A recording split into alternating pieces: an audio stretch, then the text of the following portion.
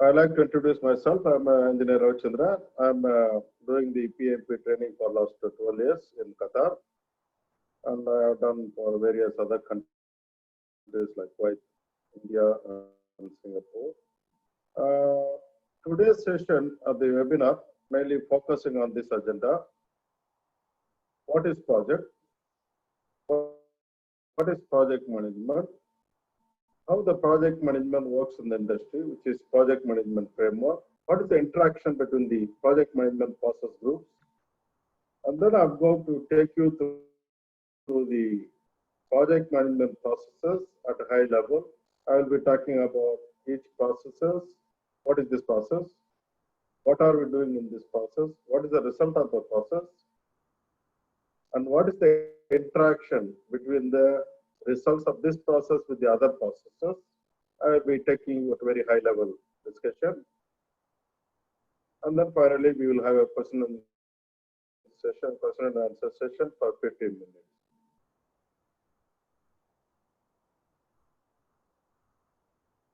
What is project? I could say project is a temporary endeavor undertaken to create a unique product, service, or result. When I say temporary, meaning it has a definite start and end, which is not ongoing forever. It ceases when the objectives have been achieved, if disbanded upon completion. These are some characteristics of the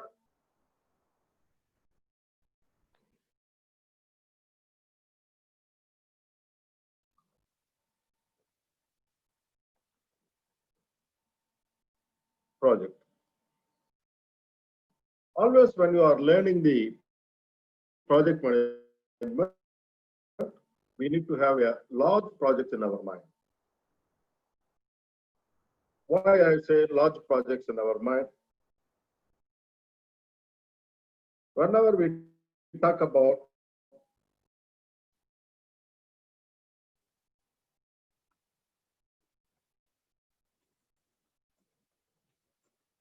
project management, if you think about the project management processes which you are going to learn in a smaller project perspective, then you will not be able to get the importance of the processes.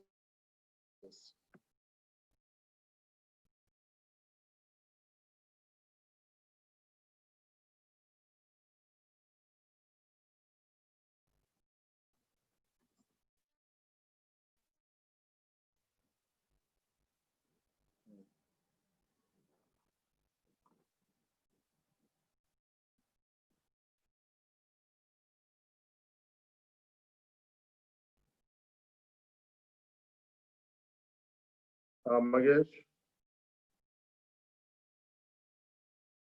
Magesh?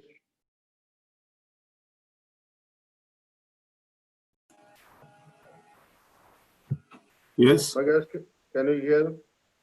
Yeah, it's breaking up. That's why I had to exit out and join a couple of times. Why?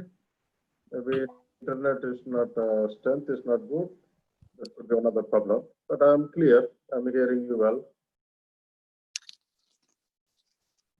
Yeah. Okay, let us see. Yeah.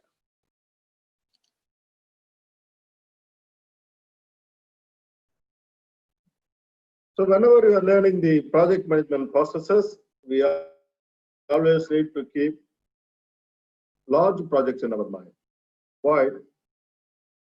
Whenever you're thinking about these processes in a smaller project's perspective, you may not feel the importance of these processes, how it's going to help you in achieving the project results. Oh, I can manage it without any processes. That's what you will feel. Whereas if you think about these project management processes with respect to the large projects, you will be able to realize how important these processes for managing the complex situation which we are going to face in the large projects. Of course, there is a big difference between managing the small project and large project. That's why we want you to think in a large project perspective so that you will be able to get the sense of the processes, which will help you in understanding the interaction between the various processes and managing the complex situations in the logic. Let's talk about what is project management. Project management is the application of your knowledge, skills, and tools and techniques to the project activities in order to achieve the project requirements. It's a very simple definition. It is the application of your knowledge, skills, tools, and techniques to the project activities in order to meet the stakeholders' requirements or project requirements. What are the advantages of using the formal project management practices? You will have a better control of your financial, physical, and human resources, improved customer relations, shorter development times, lower cost, higher quality and increased reliability of the product which you created, higher profit margin, improved productivity, better internal coordination between the various departments or disciplines, higher work morale, meaning less stress for the people working in the formal project management practices. That's the biggest advantage. Here I'm discussing about the interaction among the project management processes. Actually, the project management processes were developed based on the plan, do, check, act cycle. So we have designed the 5 processes: initiating processes, planning processes, executing processes, monitoring control processes, and closing processes.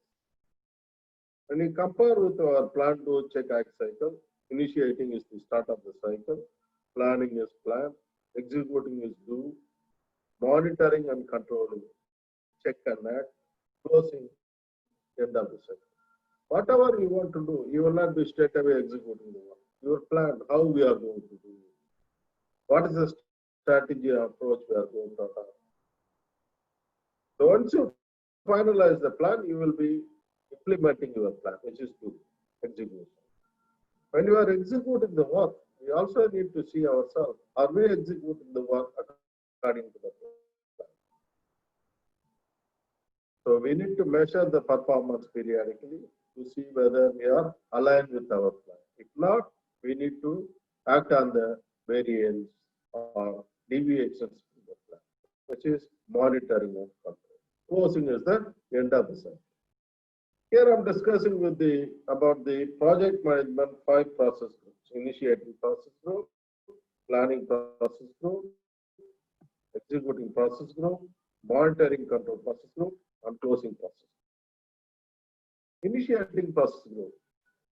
This process group is basically designed for ensuring that all the key stakeholders are having clear understanding of the project with a clear set objectives, so that they are committed for implementing the project execution.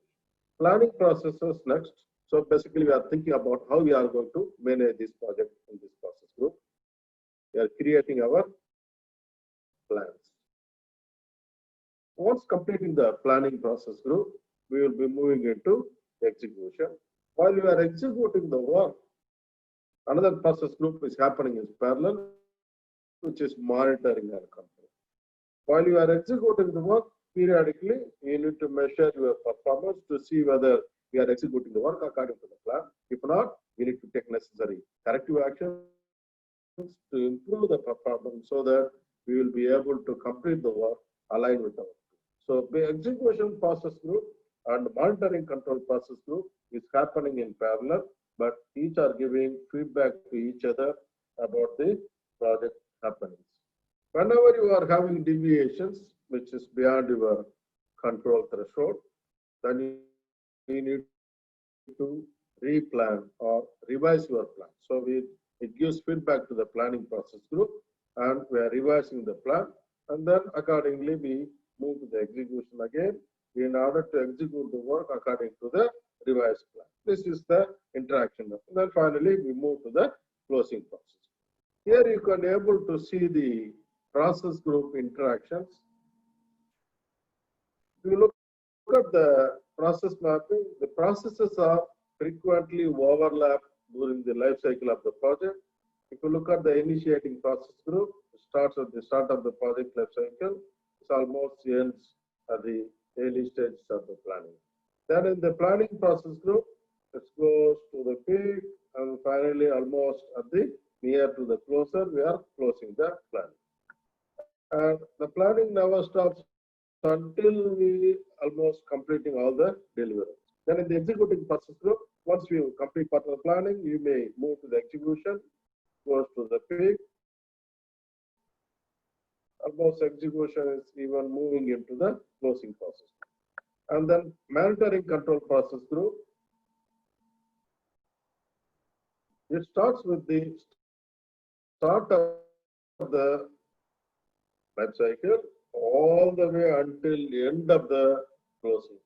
This process group, monitoring control process group, is having the highest interaction among all other process groups. It starts from start to the end of the process. And then finally, closing process group, when you are starting the execution, when you are producing the deliverable, you also need to demonstrate that you are achieving the deliverables according to the stakeholders, that you are doing it through the closing process.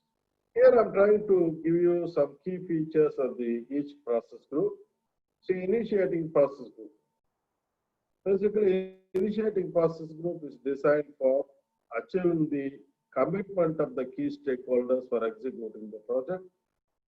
Then in the planning process group, planning is nothing but we are defining our strategy and approach which we are going to adopt in executing the project, where we are producing the various plans like scope management plan, schedule management plan, cost management plan, quality management plan, and so on. Then in the executing process group, we are coordinating with the people and other resources to execute the work and produce the deliverables according to the stakeholders' requirements. Then in the monitoring control process group, we are monitoring, measuring, and taking corrective action. What do you mean by monitoring, measuring? When you are talking about monitoring control, it has two aspects. We are monitoring the project work, whether it's happening according to our plan. Say, for example, when you are monitoring the execution, as responsible by one of the stakeholders, is supposed to deploy 50 resources in order to execute this plan. Whereas when we are monitoring the execution, we realize he has deployed only 30 resources. That too, less experience than what we have planned for. Are you going to keep it? Of course, no. If you keep it, that stakeholder will not be able to complete the package according to our plan. You will not be achieving all the scope of work.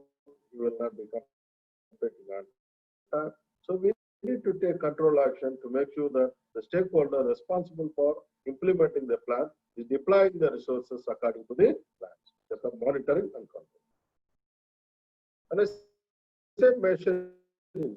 While you are executing the work, periodically you need to measure the performance of the various areas like scope performance, schedule performance, cost performance, quality performance, resource utilization performance, risk control performance, sellers performance, all has to be measured. And we need to, when you are measuring the performance, you are measuring the current performance and you are going to compare with your plans to see whether we are aligned with the plan. When you are comparing with our plan, we will be able to determine whether we are according to the plan or there are, that means variance from the plan. If there are variances, we need to understand what is the magnitude of variance from the plan.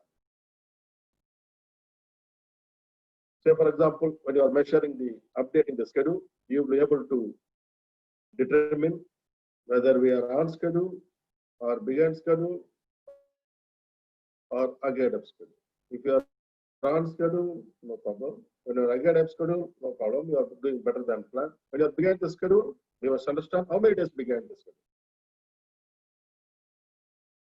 Accordingly, you need to take necessary corrective actions in order to improve the schedule performance so that we will be able to complete the project work aligned with our plan. It's called monitoring and control. Closing, closing. Finally, we need to demonstrate to the stakeholders we have completed the project work successfully according to your requirements. And we need to seek the acceptance of the completer from the project from the stakeholders. That's our closing. Basically, we need to demonstrate we have completed all the project deliverables expected by the stakeholders according to the requirements. Here I'm trying to explain you what are the key results of the each process. In the initiative processes, mainly two results. One is the project charter or project brief. Another one is the stakeholder register. Then in the planning process group, we are creating a lot of plans, like scope management plan, schedule management plan, cost management plan, quality management plan, resource management plan, communications management plan, risk management plan, procurement management plan, stakeholder engagement plan, and so on. Apart from that, we are also hearing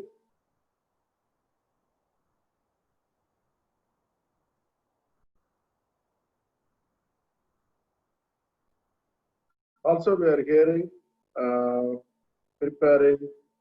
finalizing the baselines like scope baseline, schedule baseline, cost baseline, and performance measurement baseline. This is all happening. These are the key outputs of the planning process. Executing processes, what are you creating? You are creating product or deliverables, managing changes, managing issues, managing testing, all are happening in the execution. Then in the monitoring control processes, producing status report, producing progress report, managing changes, managing the issues, all are happening through the controlling process. Then in the closing processes, you are evaluating the product, process, and vendor. What do you mean by product evaluation? How many number of deliverables we have created? What are the difficulties we face in these deliverables? Why we face such difficulties? What are the methodology, technology we have applied? Where is the flaw in our processes? Why we are not able to achieve certain deliverables according to the stakeholders' requirement has to be analyzed. Process analysis. What are the processes we have utilized? What are the processes worked well? What are the processes didn't give us the expected result? Why? Where is the flaw in our processes? So that we can make improvement in our processes. Vendor evaluations, like how many sellers we have appointed? Who are the sellers gave us the good performance? Who are the sellers didn't give us the good performance? Why? Where is the flaw in our procurement process? Has to be analyzed.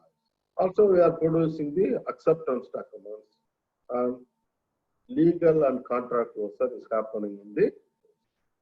Then using these analyzed results, we are looking for ongoing improvements in the way we are managing the project, which is called as process improvement activities. Called as process improvement activities. Here I'm trying to explain you the process groups and boundaries.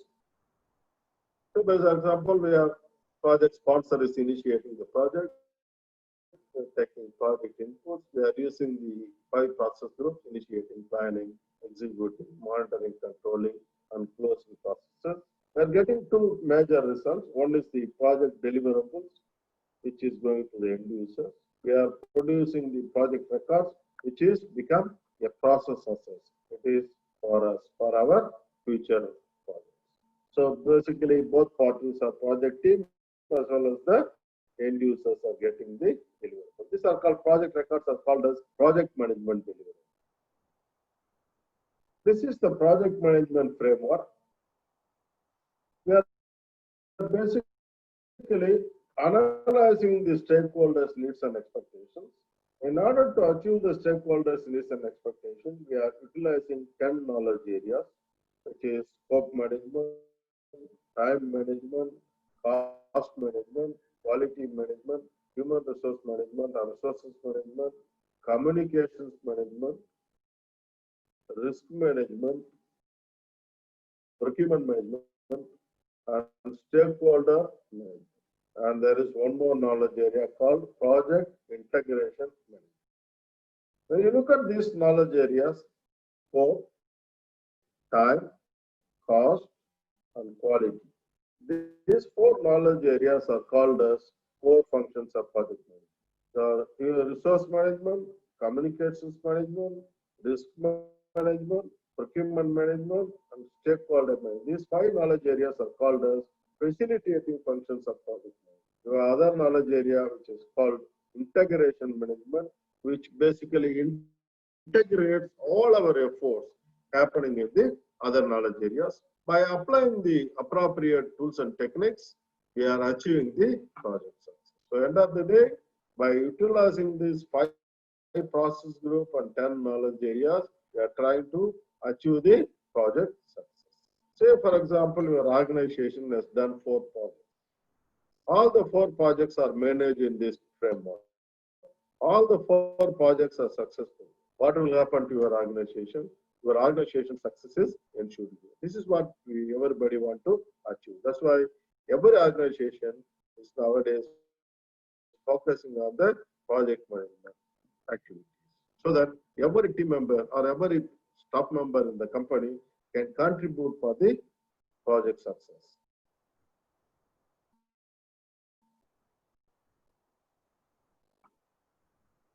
In the project management, you are learning 49 processes under 5 process groups and 10 knowledge areas. You are learning 49 processes. In the planning, in the initiating process group, you have 2 processes. Planning process group, you have 24 processes. Executing process group, you have 10 processes. Monitoring control process group, you have 12 processes. Closing process group, you got 1 processes under the 6th edition. Currently, the project management standard applied as 6th edition. This is the process mapping you always need to keep in your mind. This mapping should be, in fact, in your thought. Here, the processes are designed or listed under each management as well as the process group. Say project integration management. You have 1 process in the initiation, 2 process in the planning, 1 process in the execution, monitoring, control also. So here, this process mapping we are going to discuss at high level as much as possible within these 2 hours, so that you will have a clear understanding of what is this process about, what are we doing in this process, what is the result of this process, how this process interacts with the other processes to achieve the project success. This is what we are going to discuss hereafter.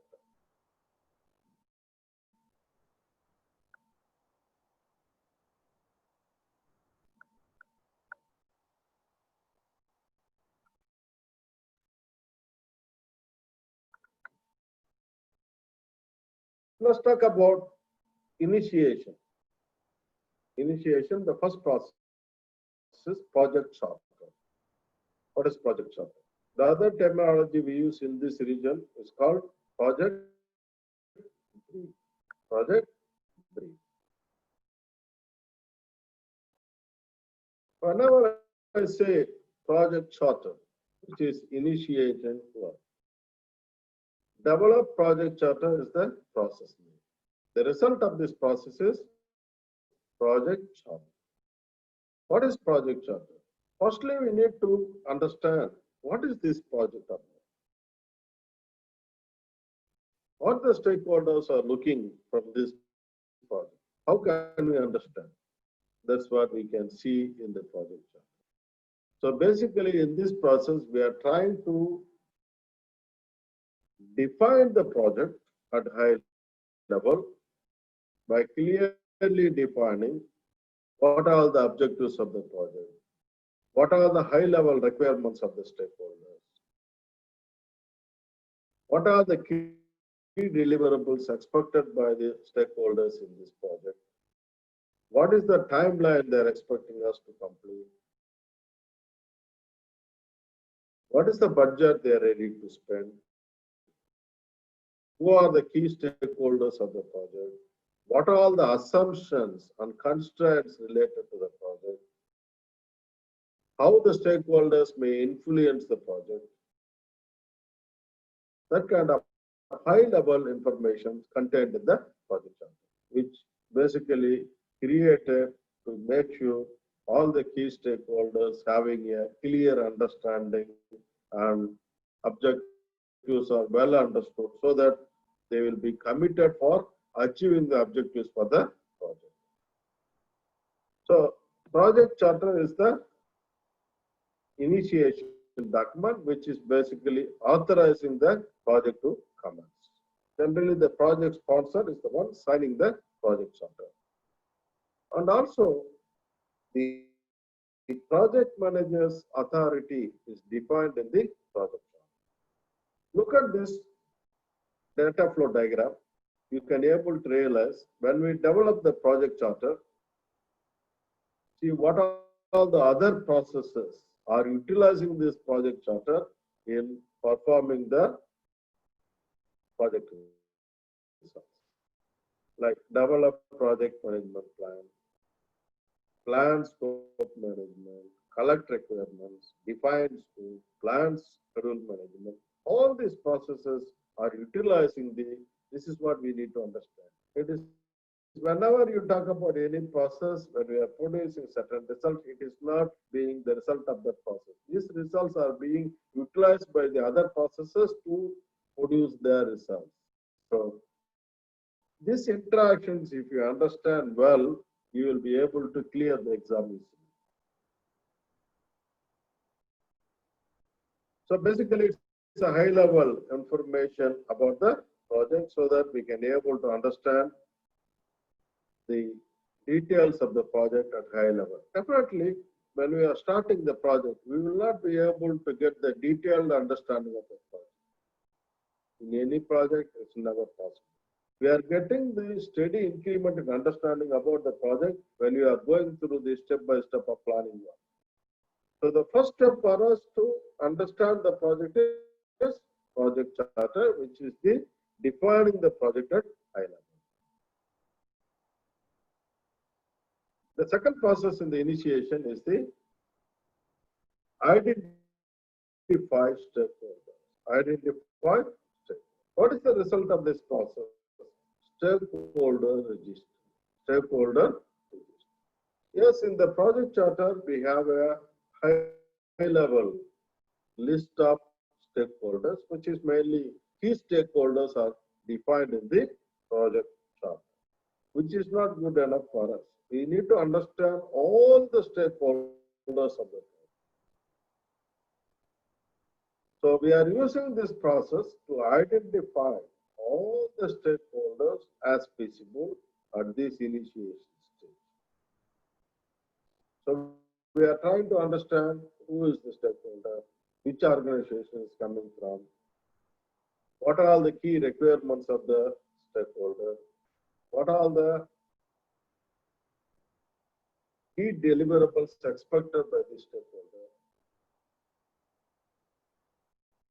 whether the stakeholder is a supporter for the project, visitor for the project,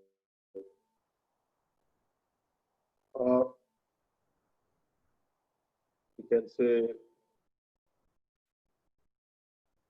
supporter, resistor, or common man. He will be not resisting or not supporting. Whether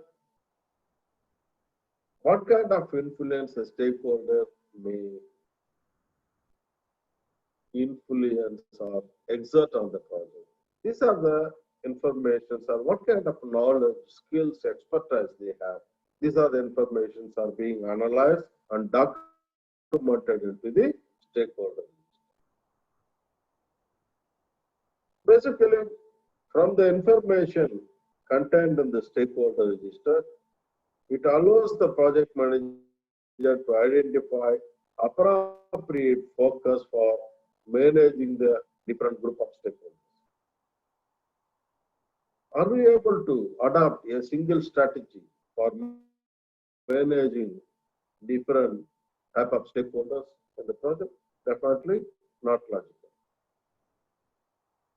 So we need to understand the stakeholders' requirements and the power, authority, influence, so that we can able to come up with a appropriate management strategy when we are going to the planning work.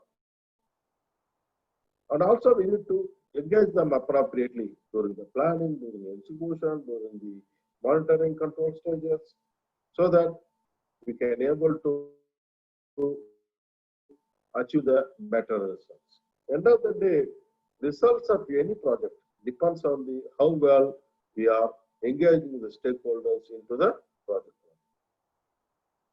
That's why we are trying to understand the stakeholders' information through this process before we go into the planning. So now let's move to the planning process group. The first process in the planning process group is the develop project management plan. Develop project management plan. What about develop project management plan? We understand the high level information about the project through the project plan. Now we are about to start the planning. So when you are starting the planning work, the first process in the planning work is develop project management plan. What is the result of this process? Project management plan. What is project management plan? Project management plan is the compilation of all our plans. Project management plan is the compilation of all our plans created through the 24 planning processes. So when you are starting the planning work, you may not be able to get the project management plan, because project management plan is the compilation of all our plans created through these 24 planning processes. So we will be able to get the project management plan only by end of the planning process. Then what are we doing in this process when you are starting the planning work? Basically, the first step in the planning work, we need to strategize ourselves. By understanding the project, by reading through the project charter, we need to come up with a strategy how we are going to manage this project to achieve the objectives of the project. So we need to think. As a project manager, we need to think along with our team. In order to achieve the project objectives, we need to tailor the project management processes by selecting the appropriate processes from each process. Meaning, what are the processes from the planning process group we are going to use? What are the processes from the executing process group? What are the processes from monitoring control process group? What are the processes in closing process group we are going to utilize for this project, which is called tailoring concept. It is called tailoring concept. What is tailoring concept? As a project manager, we need to determine along with our team what are all the project management processes from each process group we are going to utilize for this project. Why? We have 49 processes in the project management. It is not necessary you have to utilize all the 49 processes for all size of projects, all type of projects. Depending on the size and complexity and nature of the project, we are the one to select the appropriate processes, the necessary tools and techniques for implementing these processes. The interaction between the processes all has to be tailor-made in order to meet the objectives of the project. So we need to determine the appropriate processes, tools and techniques, level of implementation, areas of implementation, and the interaction between the processes has to be tailor-made to suit this particular project. That's called tailoring.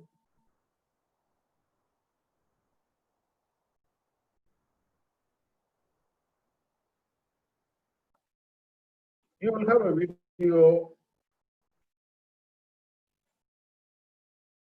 after the webinar. I will be sending you the video for you to review through again. So the result of the process is project management plan. These are the project management plan components like scope management plan, requirement management plan, schedule management plan, cost management plan, quality management plan, process improvement plan, resource management plan, communications management plan, risk management plan, procurement management plan, stakeholder engagement plan. The final plans like scope baseline, schedule baseline, cost baseline, performance measurement baseline. All these documents together called as project management plan. Other additional components like change management plan, configuration management plan, performance measurement baseline, project life cycle, development approach, management reviews, and what stages management reviews is going to be conducted, all can be added. So generally the project management plan contains two elements. One is the project management plan, other is called project documents. All other planning outputs from the processes are compiled together called as project documents. So that's what we are doing in the develop project management plan as a first. Okay, we move to the other processes. When we complete all our planning work, we come back to the same process, develop project management plan. We put all the plans and call it as project management plan, which is our final plan of action, basically.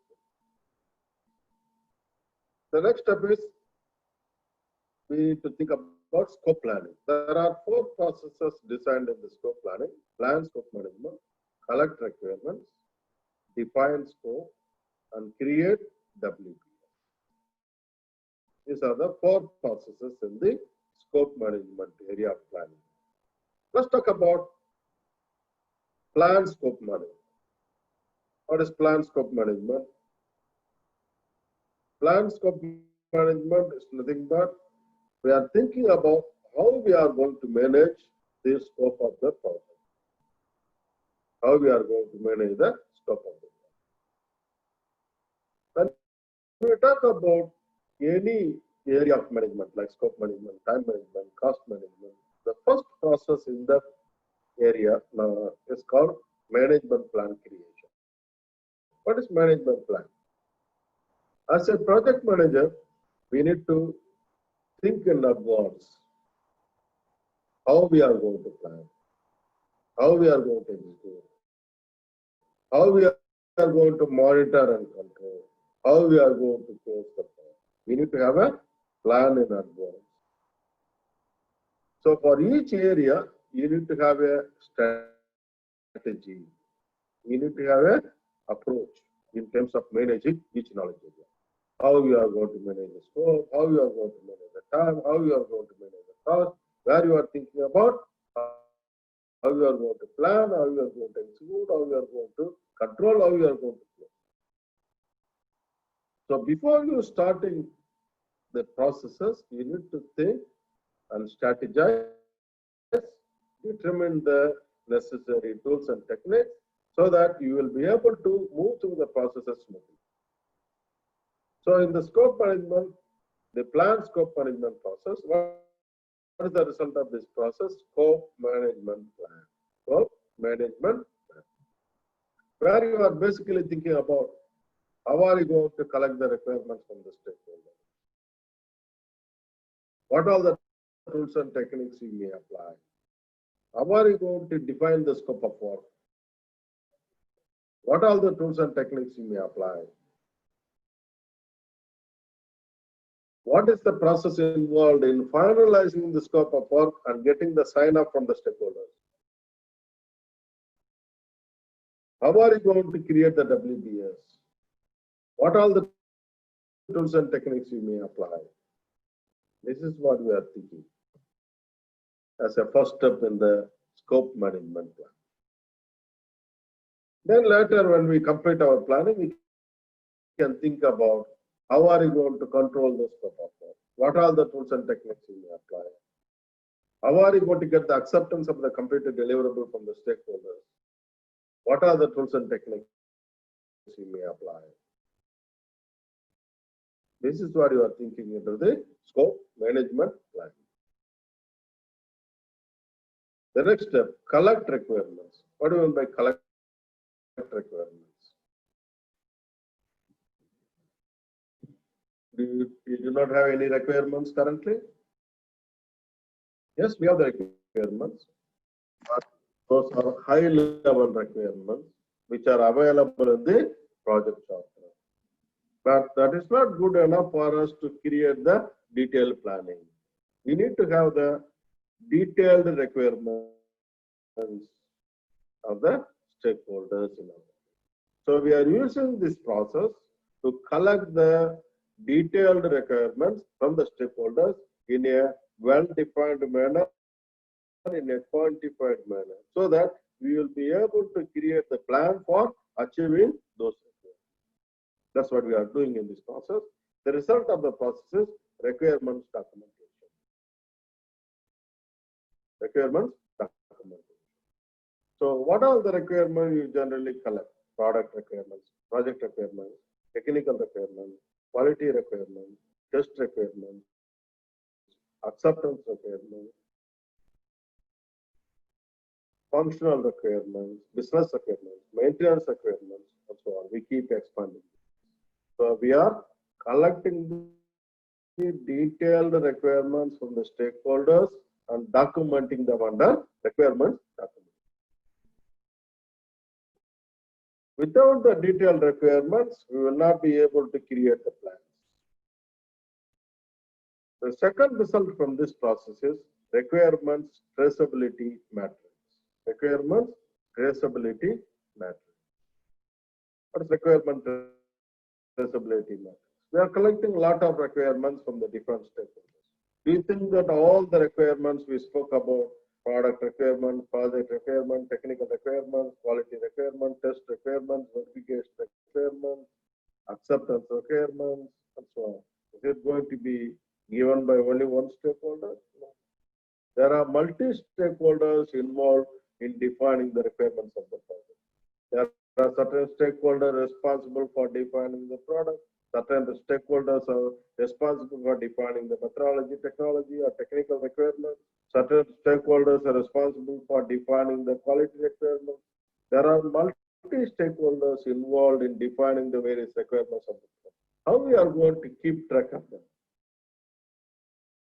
That's why we are creating a requirement traceability matrix by linking each requirements or each objectives and their requirements and the stakeholders involved are linked together. That's called so that when we are going through the execution, we will be able to ensure and appropriately engage the stakeholders in ensuring that all the requirements of the stakeholders are being achieved. That it helps us.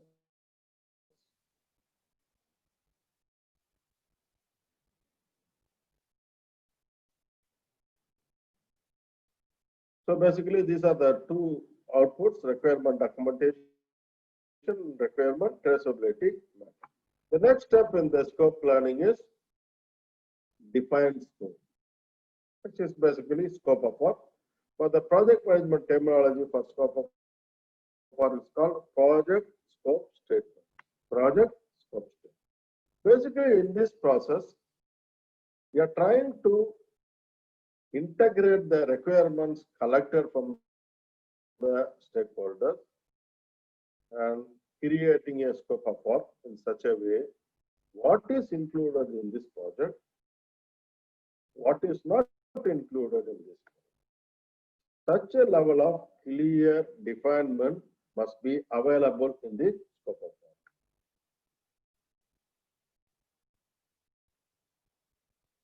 So basically here we are developing a detailed description of the project work and the product details, which is the integration of product and project requirements. So the result of this process is project scope statement.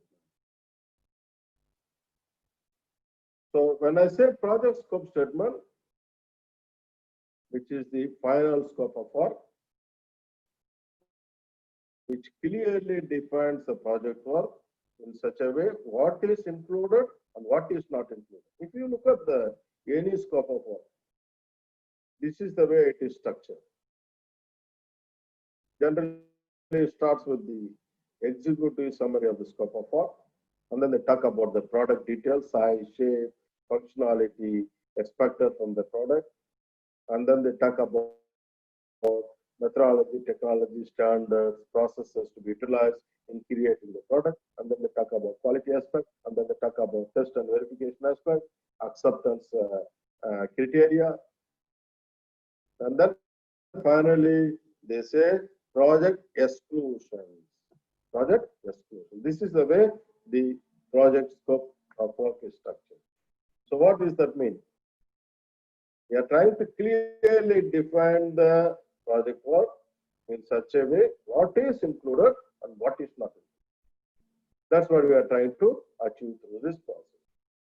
So whenever I say project scope statement, which clearly indicates to you that we have the final scope of work in our hand. We have the final scope of work in our hand. What does that mean? Whenever I use this terminology, project scope statement, it gives me two important messages. Number one, it tells me that we have the final scope of work in our hand. What does that mean? We are ready to start the planning work. We are ready to start the planning work. This is the two message we are getting whenever I see the terminology project scope. If you don't finalize the scope of work, you continue to the planning work. We may produce the plans, but no plans can get finalized. Why? The scope itself is not final. That's why in project management, up to this point of defining the scope, our focus is getting the requirements collected in detail and then finalize the scope of work, get the stakeholders sign off. Get the stakeholder sign off. So yes, this is what we need. So that we can move to the planning work. So the real planning work starts only upon finalizing the scope of work. That's the next step of the planning.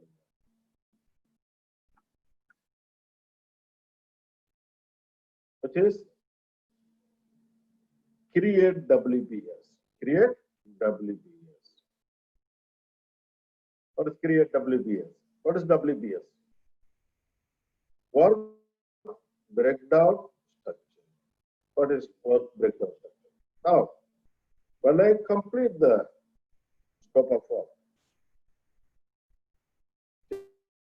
is creation of project scope statement. As a project manager, my table is full. I have a multi-volume of scope of work, architectural, mechanical, electrical, other disciplines. I have multi-volume of scope of work. What I will feel? Oh, too much. How I am going to finish this?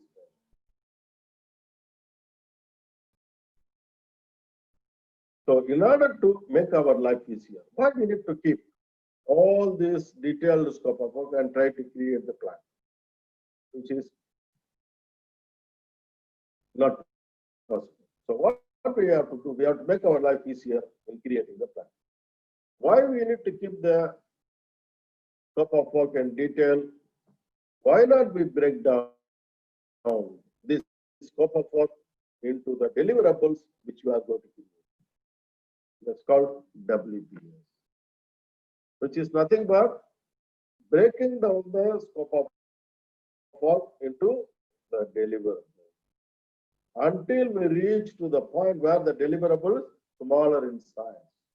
When the deliverable is smaller in size, easy for us to estimating the resources, estimating the duration, estimating the cost, and all our planning work will become easier when the deliverable is smaller in size.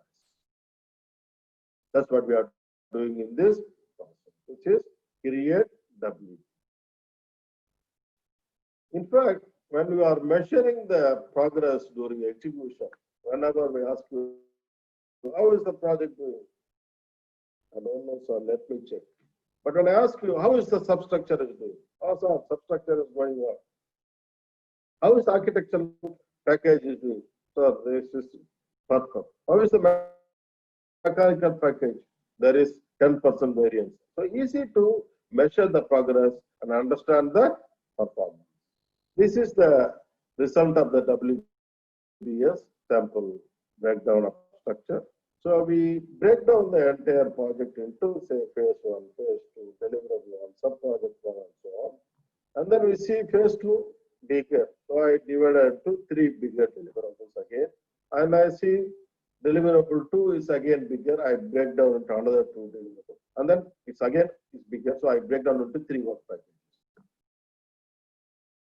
So I am breaking down the entire project work at high level until I reach to the point the deliverable smaller in size. The lowest level in the WBS is the work package. So whenever I say work package, it is smallest deliverable.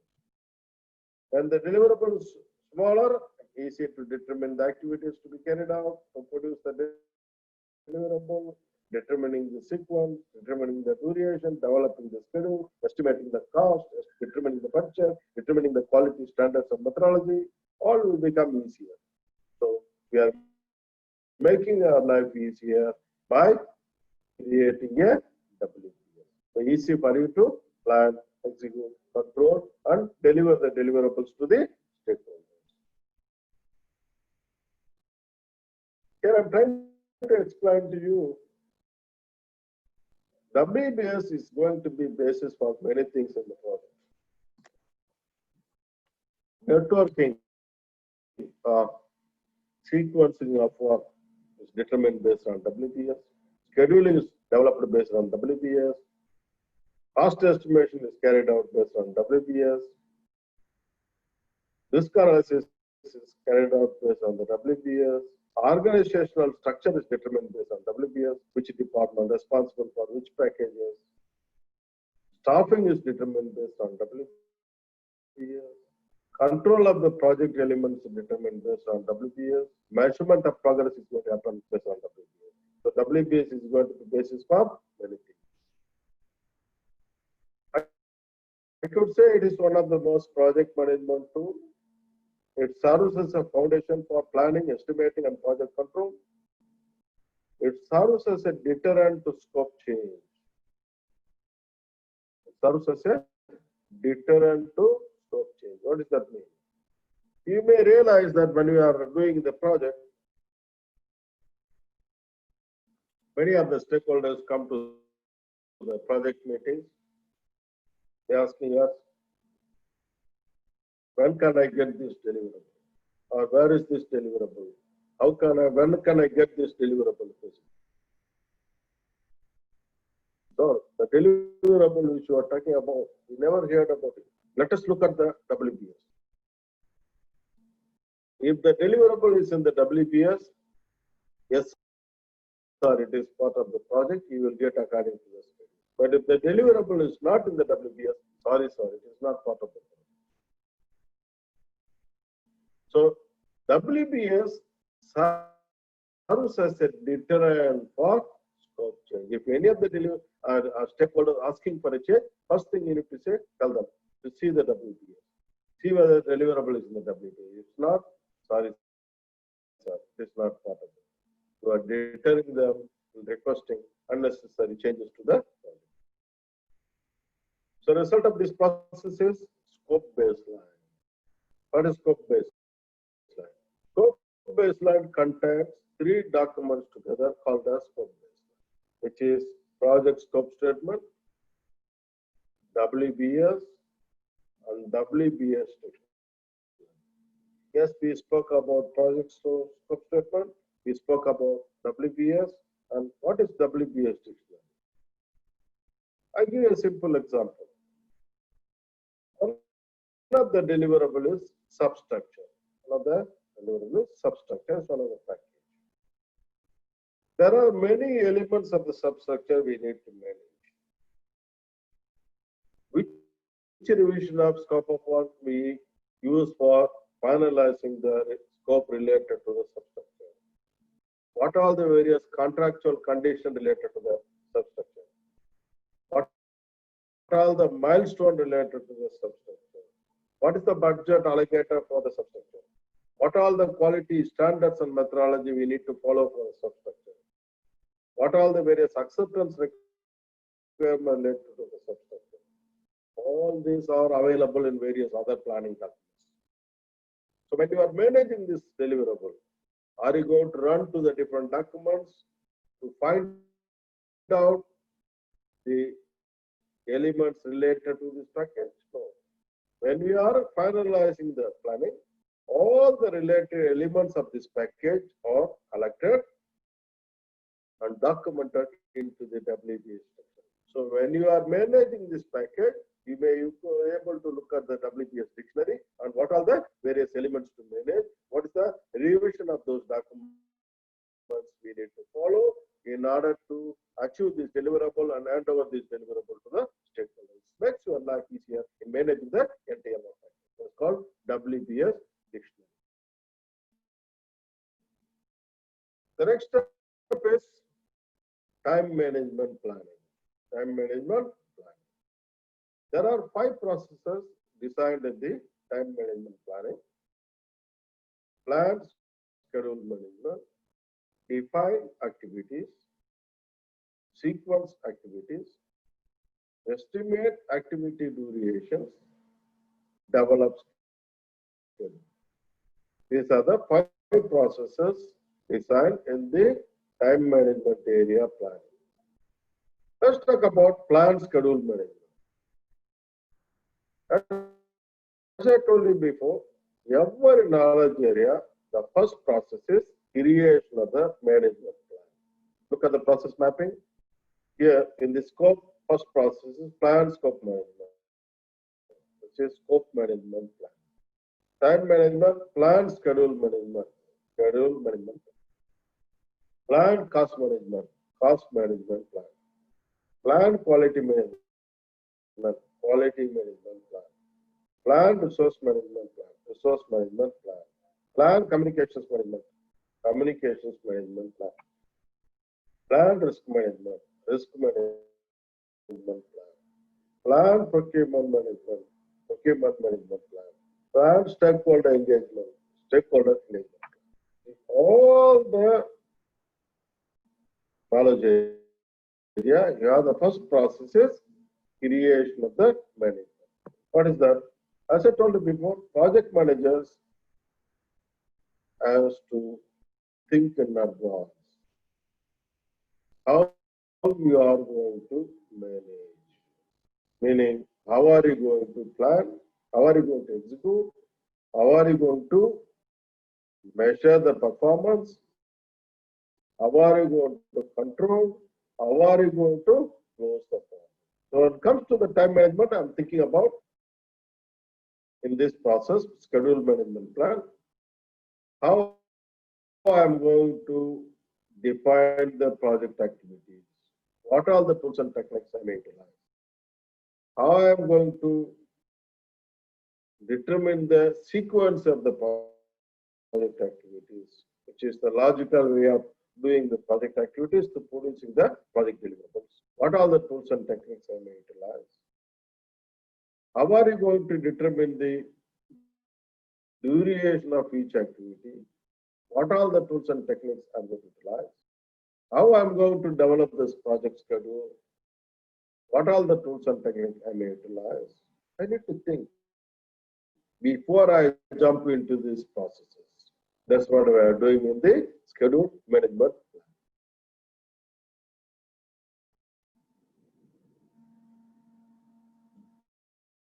The next step is define activities.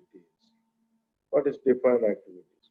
When you look at the WBS, what we did, we break down the scope into deliverables, where we break down until we reach to the smallest deliverable, which is work package. The lowest level in the WBS is called work package. So now what is our next step of thinking in the planning? How I am going to create this work package? What are all the activities and actions necessary for producing this deliverable? So what I am doing is I am breaking the work package into detailed activities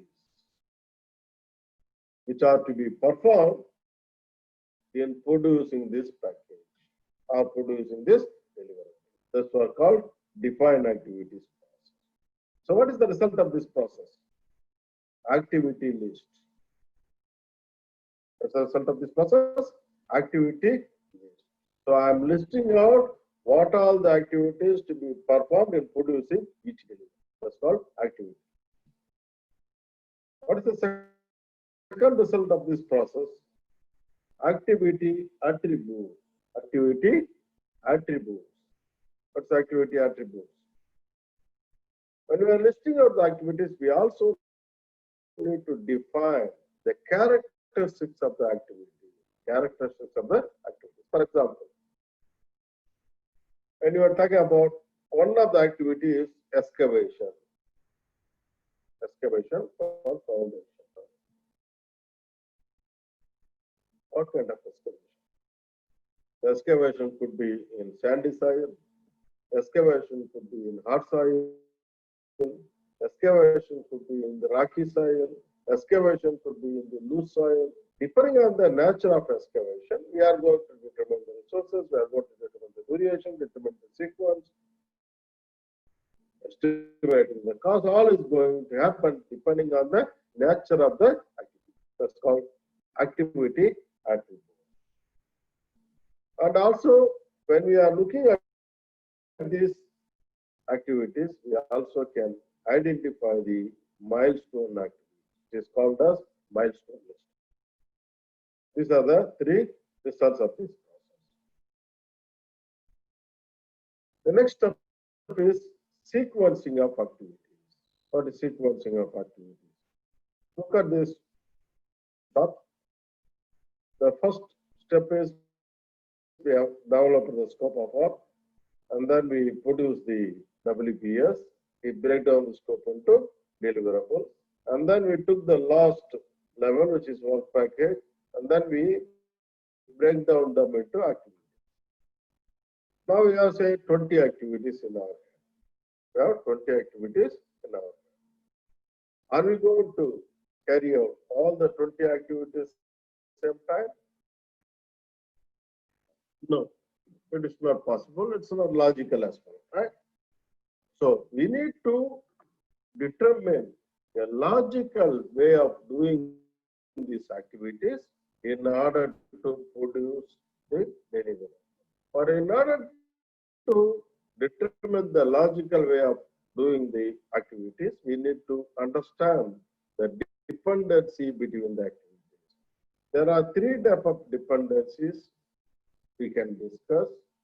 One is the mandatory dependency, other one is the discretionary dependency, other one is external dependency.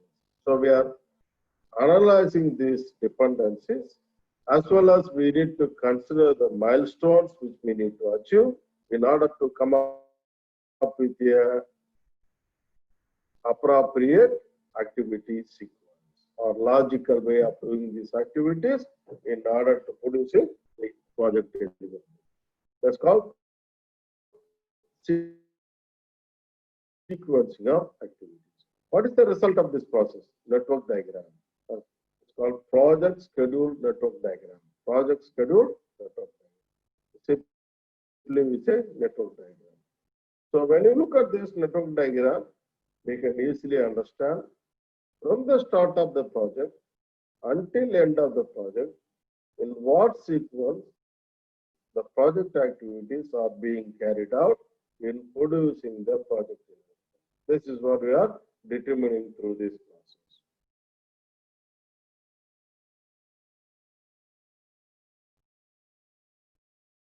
By knowing the network diagram, how it helps you?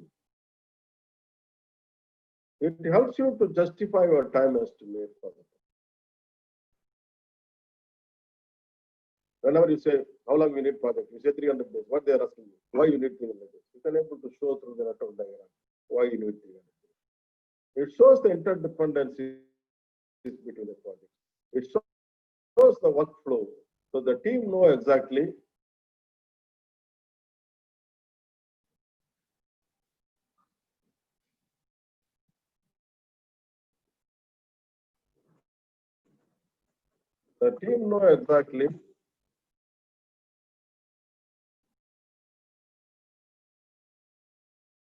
in what sequence the project activities need to happen. There are two methods available for developing the network diagram. One is called arrow diagramming method. Other one is called precedence diagramming method. Arrow diagramming method is called as activity on arrow, AOA method. Precedence diagramming method is called activity on. What is the difference between these two? In the arrow diagramming method, we are using only one relationship, which is finish to start. Whereas in the precedence diagramming method, we are using four relationships, which is finish to start, start to start, finish to finish, and start to finish.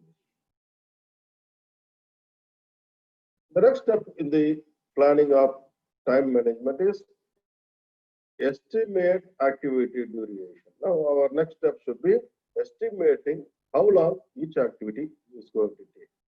How long each activity is going to take. So basically, we are trying to determine what is the duration required for achieving each activity. But the duration depends on the work efforts, the resources you apply, number of work periods necessary for completing the schedule activity. For example, so you want to paint this building. If you put 20 workers, they may take 1 month to finish the painting work. But if you put 40 workers, they may take 15 days to complete the project or complete the painting work. But that depends on the skill level of the worker. If you are putting all unskilled painters, they may even take 2 months. So the duration of each activity depends on the quantity of resource you applied and the skill level of the resource you applied on the activity. Accordingly, determining the duration required for each activity. So what is the benefit of this process? It provides the number of work period necessary for completing the individual project activities with estimated resources. So what is the result of this process? We are coming up with a duration estimate for each work package or each activity. So activity will take 2 weeks plus or minus 2 days. What does that mean? If you are assuming 5 days per week working days, this activity will take minimum of 8 days, maximum of 1 day. So the activity will take between 8 to 12 days to complete. That's called activity duration estimate. Next step, develop schedule. What is develop schedule? I can say schedule development process is the heart of the planning process group. Here, we are creating a project schedule in this process. The creation of the project schedule is an iterative process. Why is called iterative process? In any project, it is not possible to complete the schedule in a single revision. We may go for multi-revisions of schedule, revision 0, revision 1, revision 2, revision 3, until we get fully satisfied. Then we say, yes, this is fine. Yes, it may be possible to achieve a single revision schedule. It's a small project. But in the case of large project, it is not possible to achieve the finalization of the schedule in a single revision. Also, remember, the schedule development process cannot be completed until we complete all the planning processes. There are many processes to be completed before we finalize this schedule, especially risk management processes has to be completed before we finalize the schedule. So, what is the final result of this process? One is the project schedule, then we are finalizing the schedule baseline in this process, which is the basis for us to measure our performance during the execution. So here in this process, we are generating a project schedule model with the planned dates for completing each project activities. Of course, the schedule development process, as I say, iteration process, also it is not over only in the planning. Whenever we have issues in the project execution or changes happening in the project, we may come back and revise our schedule. That's why I'm saying it is happening throughout the project life. One of the commonly used technique for developing the schedule is critical path. What is the critical path? By definition, critical path is the longest duration path through the network diagram, which determines the shortest time period we could complete the project. What is the thing? If you look at the network diagram, say for example, we have 3 paths to reach the end. Say path 1, from start to the end, the path 1, path 2, path 3 of activities to reach the end of the path. Path 1 takes say 200 days. Path 2 takes 250 days. Path 3 takes 300 days. So what is the critical path of the project? The longest path is the critical path. Why? Even if you complete the project activities in path 1 in 200 days, in path 2 in 250 days, you cannot claim the project is completed until you complete the path of activities which has 300 days in duration. That's why I say critical path is the longest duration path through the network diagram, which determines the shortest time period we could complete the project. But by knowing the critical path, how it helps the project manager? Firstly, it helps you to prove how long the project will take. Whenever they ask you how long it will take, you're able to show the project will take 300 days. That is the it helps the project manager to determine where to focus his project management. So our project management effort should be focused on managing the critical path, which will ensure that we are completing the project. It provides the vehicle to compress the schedule during the project. Why am I compressing the schedule? Compressing means reducing the project. So where can we reduce? Only in the longest path we can reduce the duration.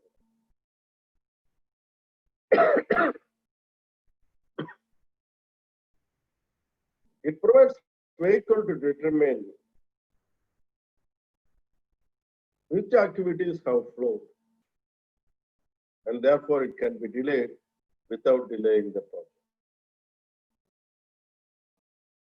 What is meant by float? Float is the flexibility available in the activities which can be delayed to a certain extent without affecting the project completion date or without affecting the commencement of the successor activity. Of course, the easiest way of determining the critical path is draw the network diagram, put the duration of each activity in the network diagram, sum of the duration of each path of the network diagram, and see which path has the longest duration. That is the critical.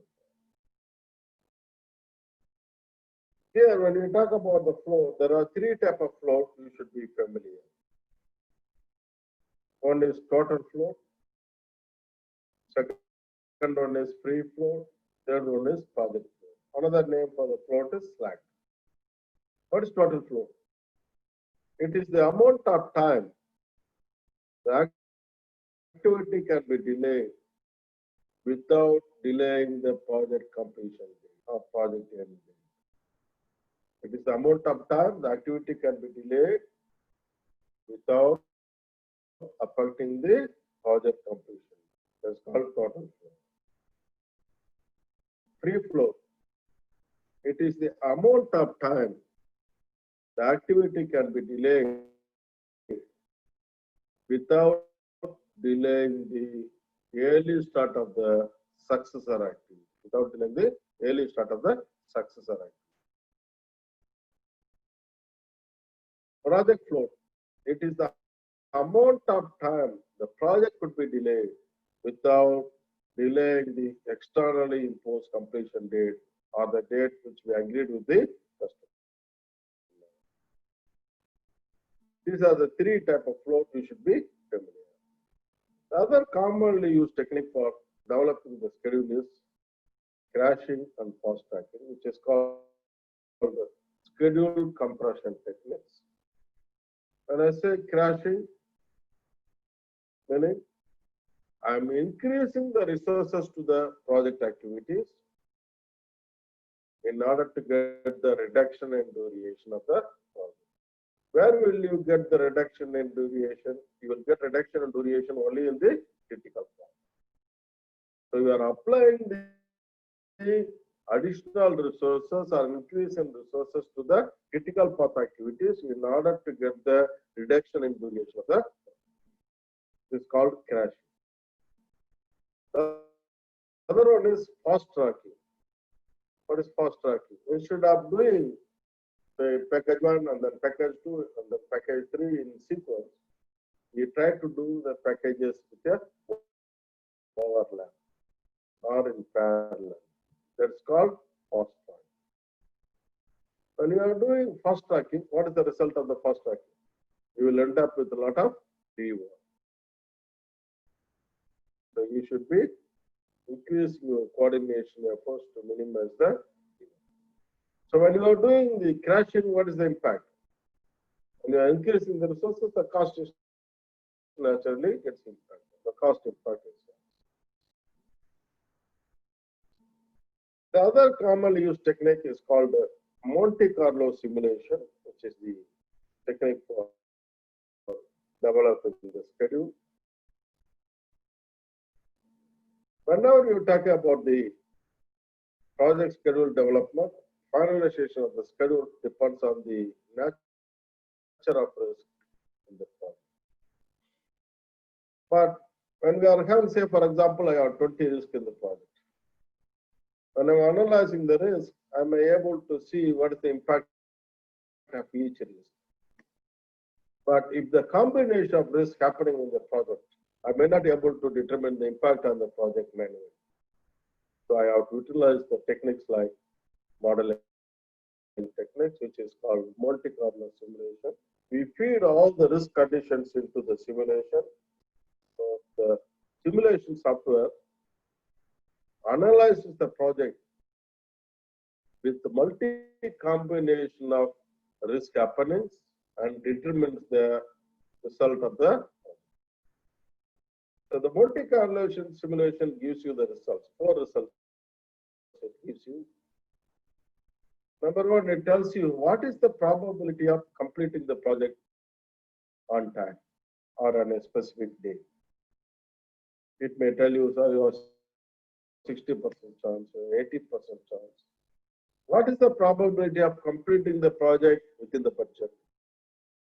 With the risk conditions happening, you may be able to say sorry, you have 60% chance of completing the project within the budget. And also it will tell you based on the analysis, if this risk combination happens, this will be the critical path. It will show you these are the activities will be in the critical path, which is definitely different than what you determined in the critical path allocation.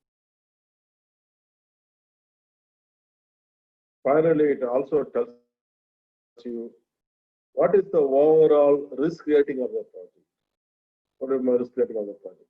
Whether your project is a low risk project or medium risk project or high risk project, it can tell you. So the project is a medium risk. Our project is a high risk based on the risk conditions we are facing in the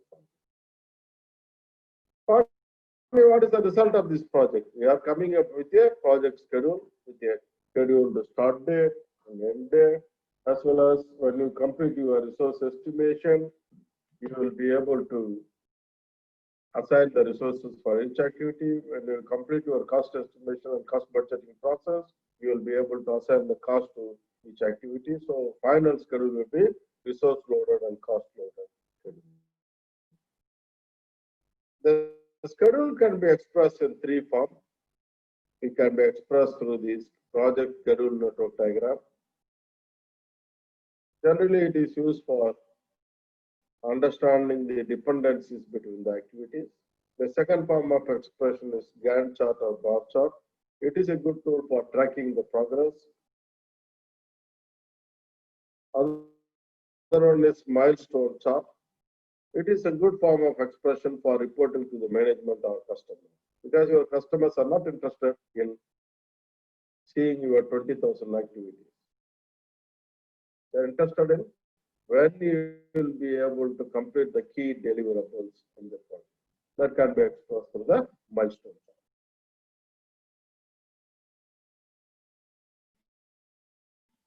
The next discussion is cost management planning. When I am discussing about the cost management, I am discussing all the processes in that knowledge area in order to have a quick overall understanding of the cost management.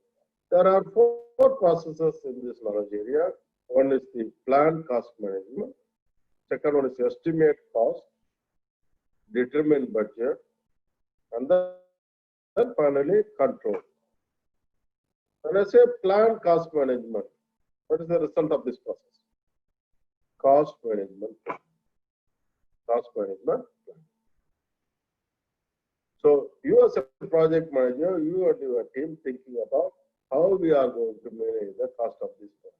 Where we are thinking about how are we going to determine the cost of the activities, what are the tools and techniques we may utilize, how are we going to come up with a project budget, what is the process involved in determining the contingency reserve or management reserve, how are we going to allocate the budget for different deliverables or different period of work, and what are the tools and techniques you are going to utilize in determining the budget. Then finally, you are thinking about how are you going to control the cost. How do you control the cost? We need to complete the project work within the allocated budget. How you are going to achieve that? That's why you are thinking into this. So you will have a clear plan of action in your hand to manage the cost of the project. So basically, the cost management plan, we are defining how the project cost will be estimated, budgeted, managed, monitored, and controlled. What is the key benefit of this process? It provides guidance and direction on how the project cost will be managed throughout the project. So the result of this process is cost management plan, which is become part of the project management. So in the cost management plan, we are describing how the project cost will be planned, structured, and controlled. Also, we are thinking about the associated tools and techniques which you are going to utilize in performing the various processes in the cost management. So basically, you are questioning yourself, how will I go about planning the cost of the project? How will I effectively manage the project cost to the baseline and manage the cost variances?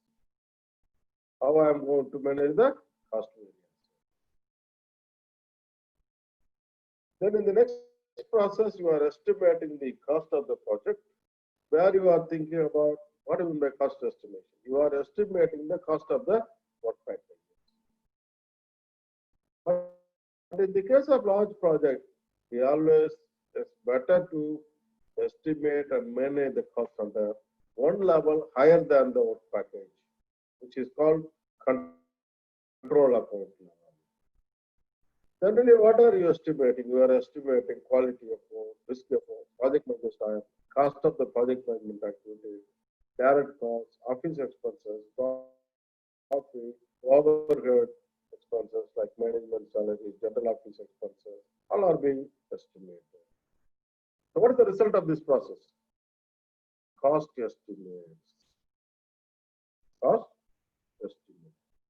You are estimating the cost of the each work or each activity, and then you sum up to the work package.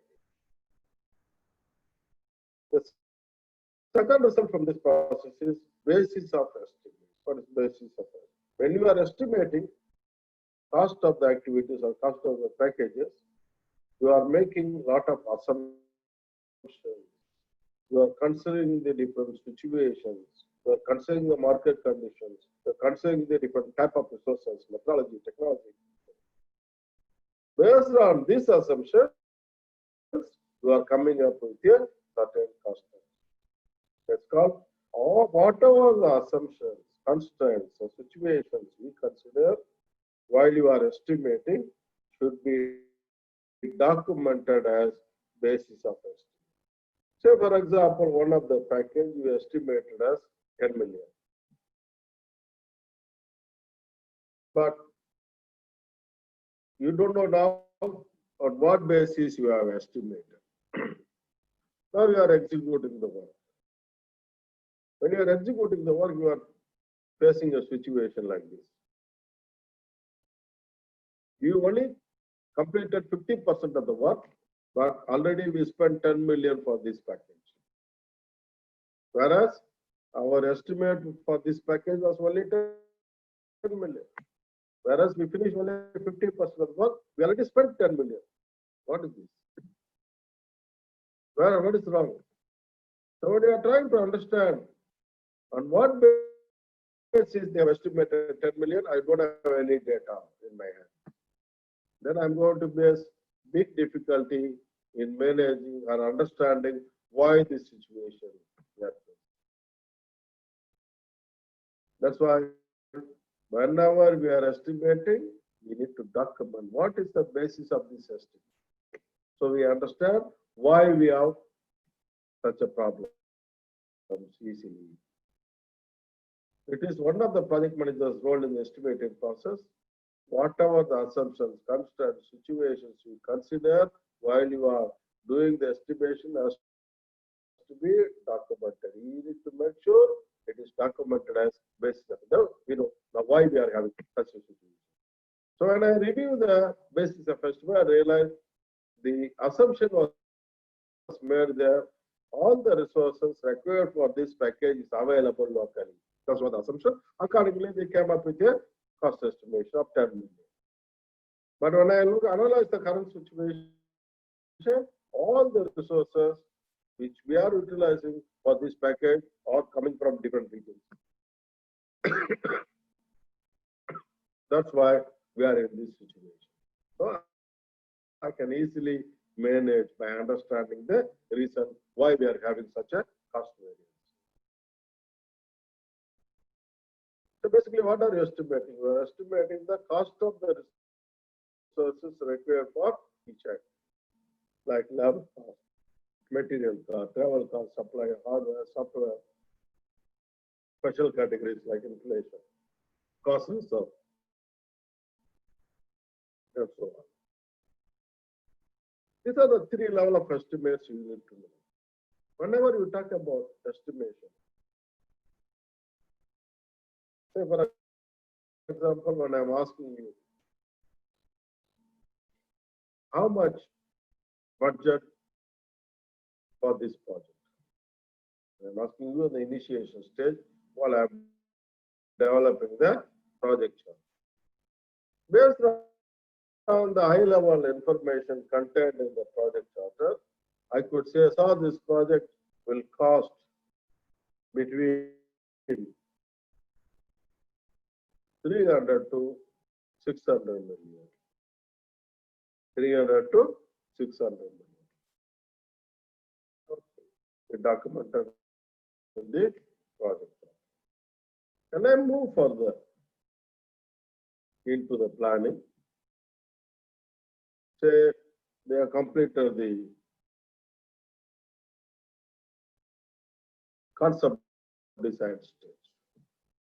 Ask the team to estimate the cost of this concept. How much this budget for this? This is based on the concept level of detail available with us. The project will cost between 300 to 500 million. When I move further, we got the schematic design. We're almost in the middle of the planning. So we give to the team, ask them how much it will cost. They say, so this project will cost between 300 to 400 million. When I move further into the planning work, I got the detailed design in our hand. When I look at the detailed design, I give it to the team for estimate. How much this will cost? They said, sir, this project will cost between 300 to 350. See, now become narrow. Why? We have more information available. When I estimate the cost at the initial stage, we said going to cost between 300 to 600 million. So the accuracy of the estimate depends on the level of details available with us.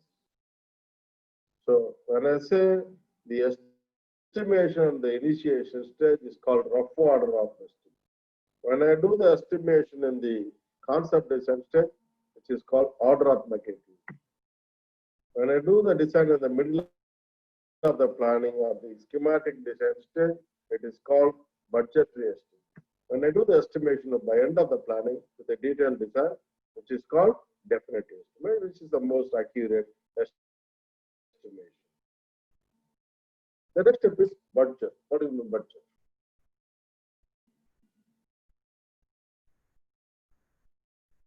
What's the difference between cost estimation and budget? In the cost estimation, you are estimating the cost of the resources required for each activity, and then you are arriving at a package. Whereas in the budget, you need to tell the stakeholders how you are going to spend the total estimated cost over the life cycle. For example, I come up with the cost estimation of 300 million, which is the approximate cost of the resources required for completing the project. Do you think it's good enough? What happened? Some of the activities, our planned activities, is not happening according to the plan due to the various risks happening in the project. What will happen in this case? In this case, you will not be able to achieve the project activities within your plan because the risk has happened in the project, it's affected your project activity. So how will you manage this situation? So while you are estimating, you also need to come up with a, say for example, look at this chart. We are estimating the cost of each activity. We are adding up on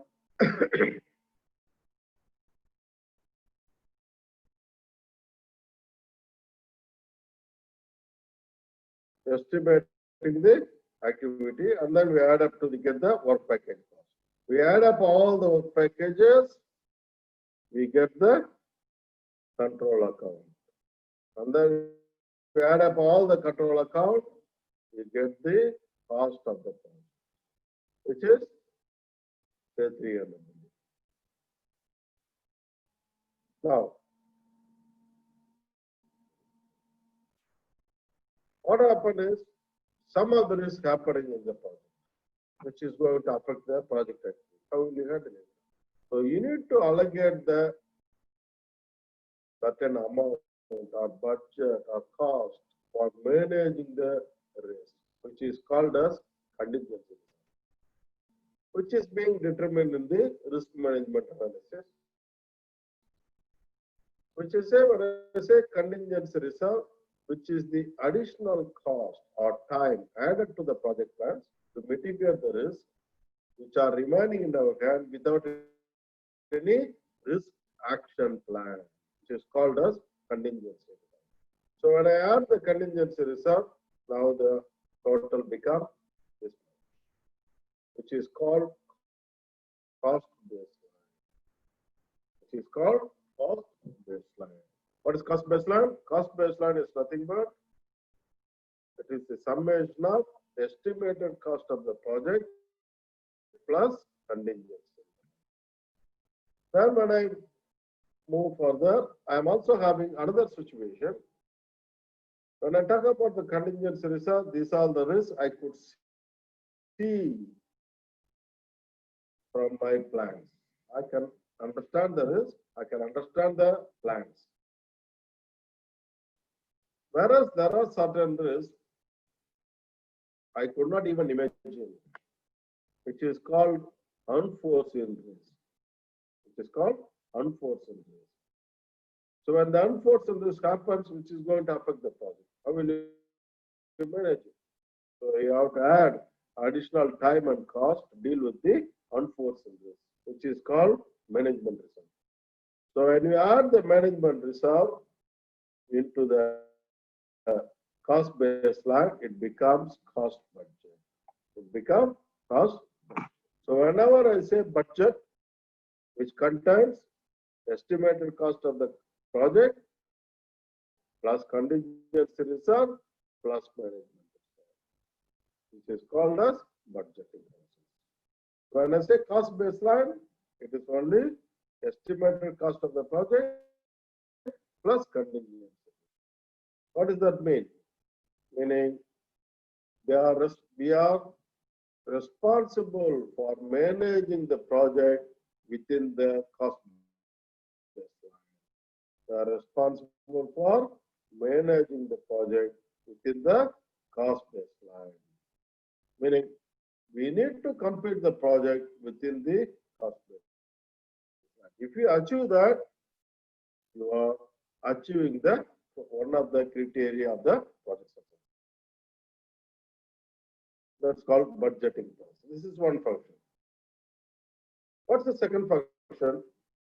Whenever I say cost budgeting applies the cost over time. Meaning how much you need for the first quarter, how much you need for the second quarter, how much you need for the third quarter, that we easily determine. That's called cost budgeting. That's why I'm saying the difference between cost estimate and cost budgeting is that cost estimate shows cost by category, material cost, labor cost, equipment cost, and so on. Whereas cost budget shows cost across time, how much need for the first month, second month, third month, or first quarter, second quarter, third quarter. That's called budgeting. So what is the result of this process? Cost performance baseline, which is cost baseline, which is in the form of S-curve. Maybe you all heard about S-curve in the project, which is the budgeting process. So which is nothing but project cost versus schedule. So we know exactly how much need in the first quarter, how much in the second quarter, how much in the third quarter. Can be easily understood. The next step is control cost. So we determine the budget. Now we move to the execution. We are executing the work. So when you are executing the work, you need to control the cost. How do you control cost? You need to measure your cost performance periodically. It could be monthly, bi-weekly, or weekly, depending on the requirement of the project. So we are measuring our actual performance, comparing with our cost baseline to see whether we are spending the money as per the budget, or we are spending more than the budget, or we are spending less than the budget. This is what we are called cost control. When you are spending as per the budget, no problem. When you are spending less than the budget, no problem. When you are spending more than the budget, then it's going to be a problem. So we need to take necessary corrective action in order to achieve the project work or improve the cost performance so that we will be able to complete the project work within our cost baseline. Generally, what the people do is they update the schedule, they look at the planned activities, they look at the actual activities, if both are matching, they are assuming that they are completing the work according to the schedule, they are completing the work according to the budget, they are completing all the scope of work agreed. This is what we are assuming by simply comparing the plan versus actual activity, which may not be true. Yes, we may be achieving the schedule, but in order to achieve the schedule, we may be spending more resources. That means your cost budget goes high. So it is not appropriate to simply compare plan versus actual to understand the performance. We need to utilize the earned value technique to achieve the progress measurement or cost performance. What is this earned value technique? Earned value technique is the integration of scope information, time information, and cost information. Whenever you are measuring the performance, you need to question yourself. How many number of deliverables we plan to complete until today? What is the budget we agreed to complete? What is the timeline we agreed to complete? What we have achieved now? What we spent so far?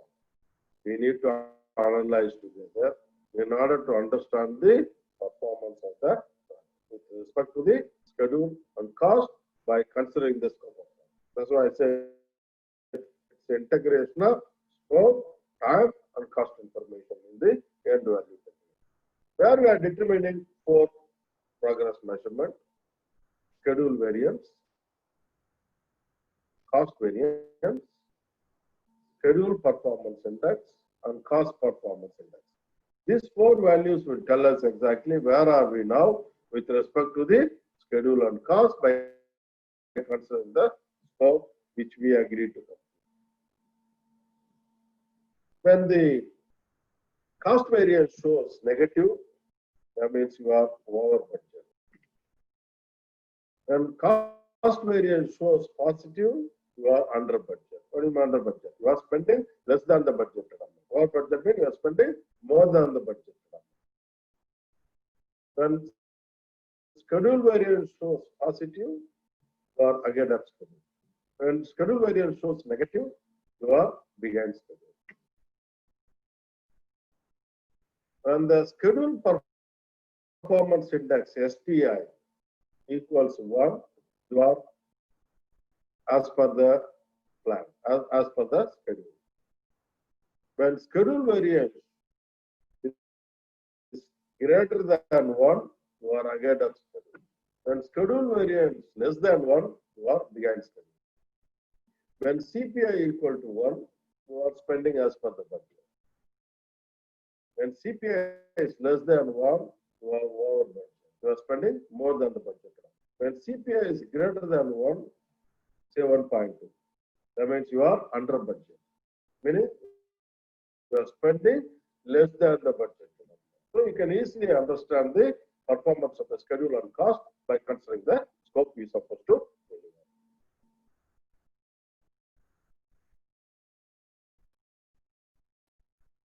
I think you are 9:30. No problem. This is a good 2-hour discussion. Let us have a question and answer discussion.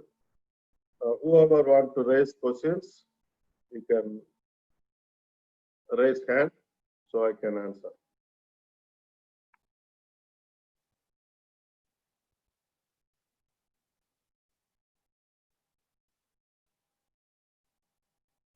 Basil,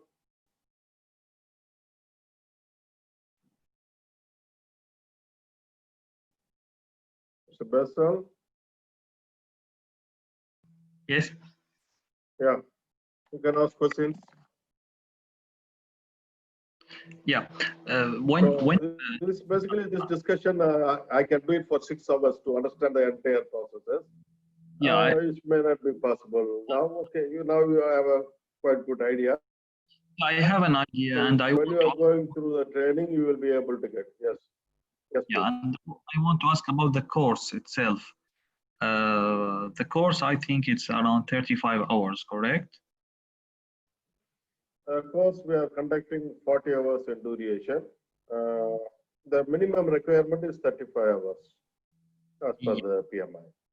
Yeah, They are and conducting this, 40 hours of training. yeah, after this training, the certificate of training will be issued, and it will be used when the exam will be conducted. Correct. So after the training, you need to submit the online application to the PMI, where you need to demonstrate your educational qualification and the 35 PDUs, which our training certificate fulfills that particular requirement. We I are see. helping you in filling up the application, submitting the applications. Once you approve, we are helping you in booking the exam also. We are giving you complete study materials, including the presentations, books, and question collections, which is a good enough material for you to prepare. I see. And for the course itself, we will be discussing like every section in more details. But this is mainly the chart Yes. of what we are going to study. Correct, correct. This is the chart. These 49 processes we are going to study. The way we are going to train you, the first 6 hours is understanding the basic information about the project management. And then for next 6 to 8 hours, similar to what I had an interaction session with you, you will have a high level overview of all the processes and the interaction between the processes so that you get the full picture in your mind. After that, we go into detail, each process, each knowledge area. For example, project integration management, we talk about develop project charter, including the tools and techniques available for achieving the result of this process. We go through each process in detail, and then when we complete all the 49 processes, you are fully ready for exam. I see. This is the way we are structured our training. Yeah. Any other questions? Thank Mr. you. Muhammad?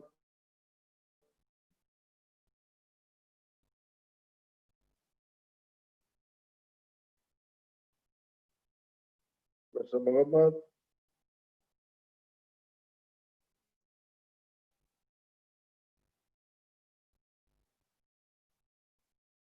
Amagesh?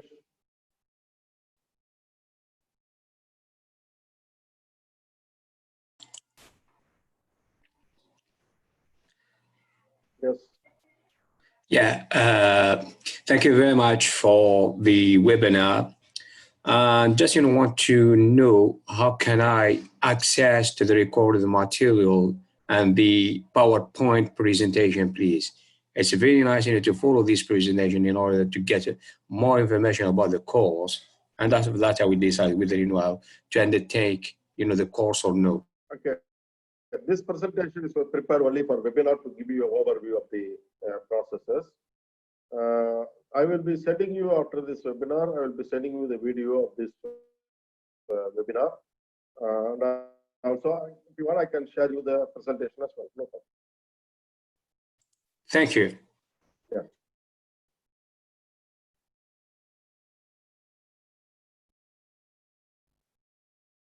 Mr. Faith? Yeah, just want to ask, the course will be conducted online also? In this month, definitely it is online only through this Zoom video conference method only until they clear the corona issue. At present, we are conducting through the Zoom application. Okay. This is webinar. You can only I cannot see you. Whereas in the Zoom meeting application, I can see all the participants. So they Okay. can see me and they can interact. Okay. It is similar to our regular face-to-face class only, except we are not in the same location. That's all. Okay.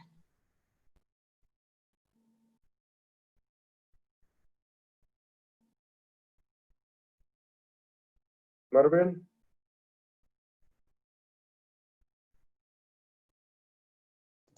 Of course, when Yes. I give this Yes, overview, sir. I always spend yes, please.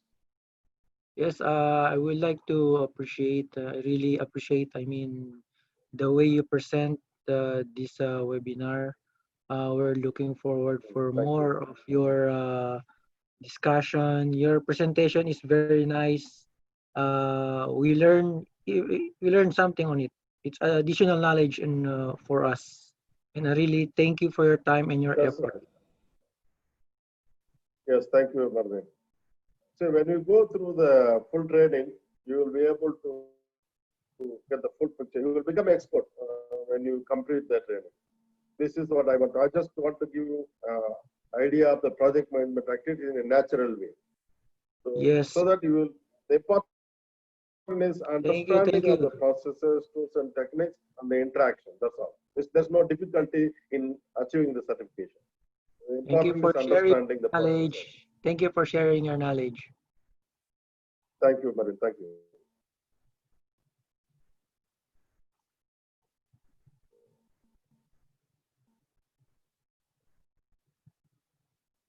So, Rahman,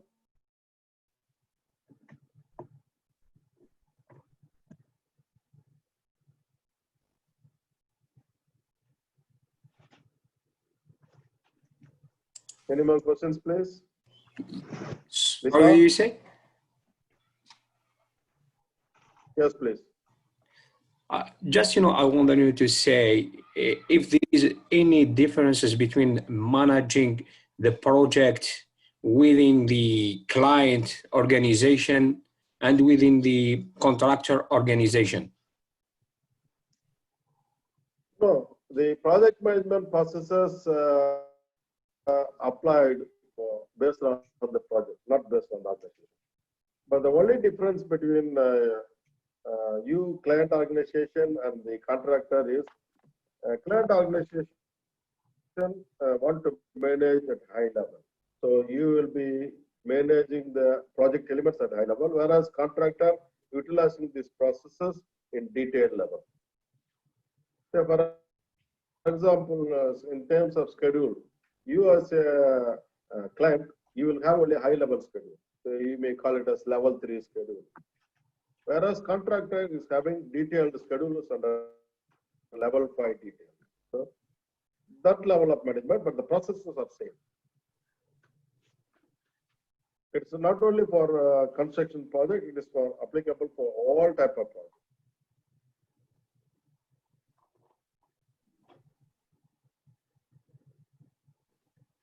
It's all.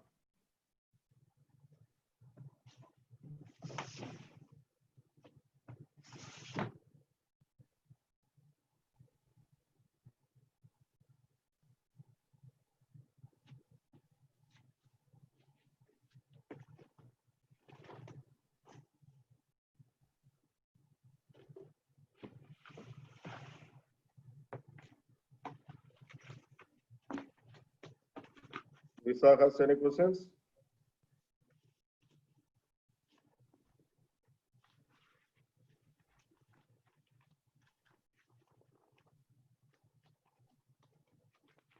You can unmute and talk.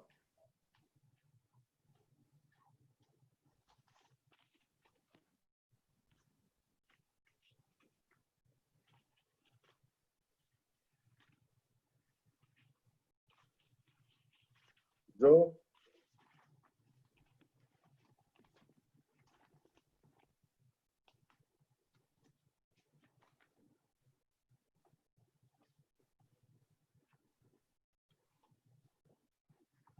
Any more questions, please?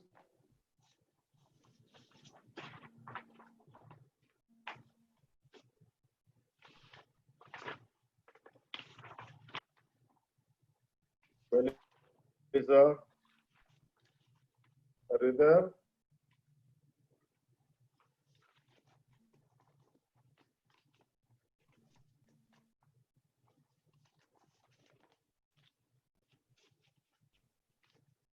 Thank you, guys. If you need any support, please contact us. We are ready to provide you. Thank you. So can we close the webinar? Thank you. Yes, please. Any more questions? No, thanks. Bye. Thank you so much. Okay, thank you. Thank you very much. Thank you.